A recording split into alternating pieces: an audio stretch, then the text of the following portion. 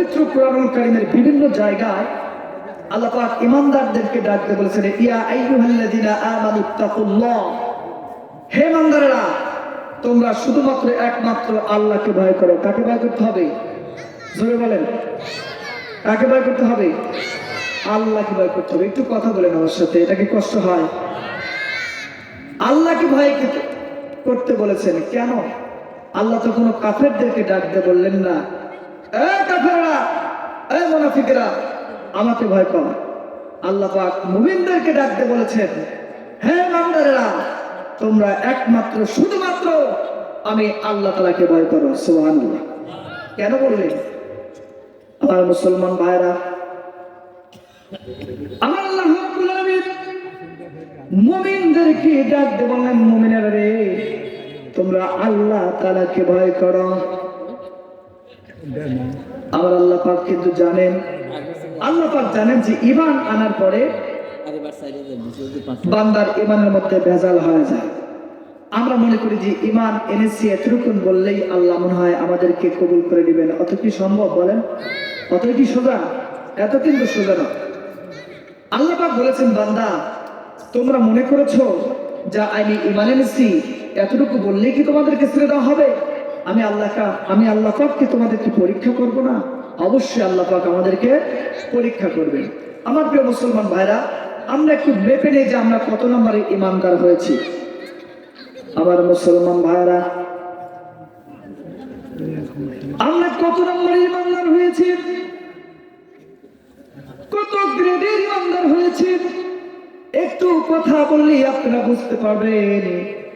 আমার প্রিয় মুসলমান ভাইরা, আমার আল্লাহ পাক কুরআনুল কারীমের মধ্যে বান্দাকে একটা মেসেজ দিয়েছেন, বান্দারে তুমি যদি জান্নাতে যেতে চাও, তুমি যদি আমি আল্লাহ পাকের জান্নাতে যেতে চাও, তোমার বেশি কাজ করা দরকার নাই। দুটা কাজ করলেই আমি আল্লাহ পাক তোমাকে জান্নাতুল ফিরদাউস দান করব। সুবহানাল্লাহ। কাজ করতে হবে কয়টি? কয়টি কাজ করতে হবে? জোরে কম।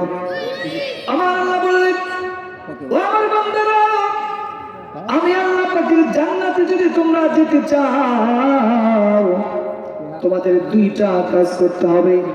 আমার আল্লাহ পাক কুরআনুল কারীমের মধ্যে বললেন, ইন্নাল্লাযীনা আমানু ওয়া আমিলুস সালিহাতি কানাত লাহুম জান্নাতুল ফিরদাউসি নুজুলা।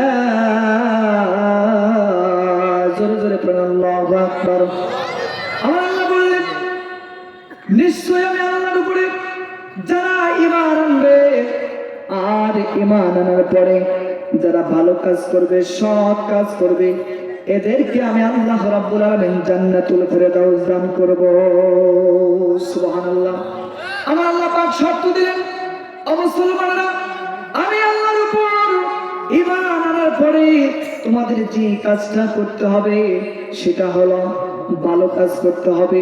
এই পৃথিবীতে আপনি যা কিছু করবেন সেই কাজগুলো যদি ভালো হয়, সেই কাজগুলো যদি ভালো হয় মুসলমান, আমার আল্লাহ পাক ওয়াদা করেছেন, বান্দা আমি আল্লাহ পাক ওয়াদা করলাম তোমাকে যেন তেন জান্নাত দান করব না, আমি আল্লাহ পাক তোমাকে জান্নাতুল ফিরদাউস দান করে দেব।